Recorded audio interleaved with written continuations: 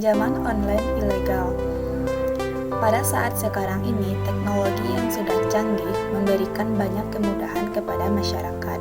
Salah satu kemudahan yang didapat dari teknologi yang canggih ini adalah layanan di bidang keuangan yang berbasis teknologi.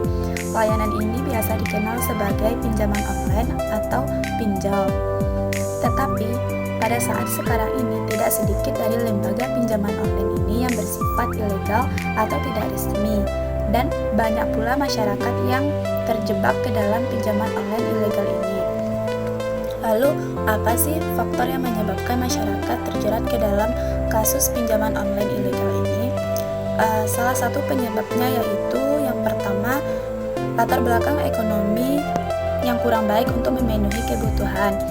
Banyaknya kebutuhan hidup yang harus dipenuhi dan butuh biaya yang mahal membuat seseorang memilih jalan pintas untuk melakukan pinjaman online agar mendapatkan uang lebih cepat untuk memenuhi kebutuhan hidupnya. Faktor yang kedua yaitu membayar hutang di tempat lain.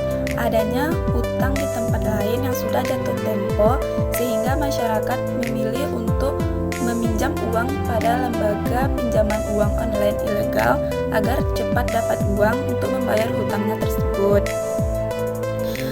Asal dapat uang lebih cepat, mereka tidak memikirkan dampak yang akan mereka timbulkan nantinya. Lanjut, faktor yang ketiga yaitu perilaku konsumtif masyarakat. Masyarakat yang memiliki perilaku konsumtif cenderung melakukan apa saja demi mendapatkan uang. Bahkan mereka rela melakukan pinjaman online ilegal agar mereka mendapatkan uang dan bisa memenuhi kebutuhan konsumtif mereka itu. Faktor yang keempat yaitu tergiur dengan janji yang diberikan, tingkat suku bunga lebih kecil dan uang cair lebih cepat. Janji yang diberikan oleh agen pinjol ilegal ini membuat masyarakat tergiur untuk mencoba melakukan pinjaman online ilegal. Nah, mungkin itu beberapa faktor yang membuat seseorang melakukan pinjaman online ilegal. Akibat melakukan pinjaman online ilegal ini justru menimbulkan banyak dampak. Ada dampak negatifnya. Apa sih dampak negatif yang ditimbulkan dari pinjaman online ilegal ini? Berikut adalah dampak negatif yang ditimbulkan dari pinjol. Dampak yang pertama adalah penagihan yang dilakukan dengan cara yang kasar seperti memaki, mengancam, dan bahkan juga menfitnah, sehingga memunculkan banyak laporan dari masyarakat sebagai korban dari penagihan hutang dari pihak pinjol yang tidak beretika dan tidak manusiawi. Dampak yang kedua, melakukan penagihan sebelum jatuh tempo dan melanggar janji yang awalnya dibilang bunganya sedikit, tapi pada saat bunganya malah dinaikkan. Akibat tingkat suku bunga yang naik, si peminjam banyak yang frustasi dalam membayar hutang, membuat keluarga jadi hancur karena stres mikirin cara bayar hutang di pinjol dengan bunga yang terlalu tinggi. Tidak sedikit orang yang melampiaskan kemarahannya kepada keluarganya sendiri, sehingga membuat keluarga menjadi hancur.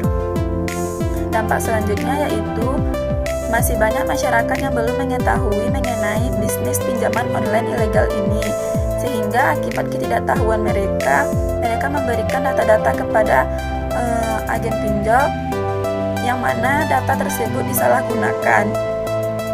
Jadi itulah beberapa dampak yang ditimbulkan dari pinjaman online ilegal. Lalu, bagaimana cara agar tidak terlibat ke dalam pinjaman online ilegal dan bagaimana solusi jika sudah terlibat pinjaman online ilegal? Cara agar tidak terlibat ke dalam pinjol ilegal ini, kita harus berusaha untuk memenuhi kebutuhan hidup sehari-hari dengan cara bekerja dan mencari uang dengan usaha sendiri. Berusaha untuk memenuhi kebutuhan sesuai dengan finansial kita masing-masing. Dan jika terkendala dengan kondisi finansial yang tidak cukup, cobalah untuk mencari pekerjaan sampingan lainnya agar menambah penghasilan. Dan jangan sampai tergiur untuk melakukan pinjol ilegal. Walaupun sesulit apapun keadaan kita saat ini, berusaha untuk menyaring dan memahami dengan baik setiap mendapatkan informasi yang baru dan pikirkan akibat yang akan ditimbulkan nantinya. Lalu, Apa solusi yang akan dilakukan jika sudah terlibat pinjol? Solusinya jika sudah terlibat pinjol, melaporkan kepada pihak yang berwajib untuk menindaklanjuti kasus pinjol ilegal ini, agar nanti tidak ada lagi korban dari pinjol ilegal. Tetap bayar tagihannya, tapi bayar sesuai dengan perjanjian dari awal. Dan waspada supaya tidak terjerat kasus ini lagi. Oke, sekian yang dapat saya sampaikan. Terlebih dan terkurangnya saya minta maaf. Terima kasih. Wassalamualaikum warahmatullahi wabarakatuh.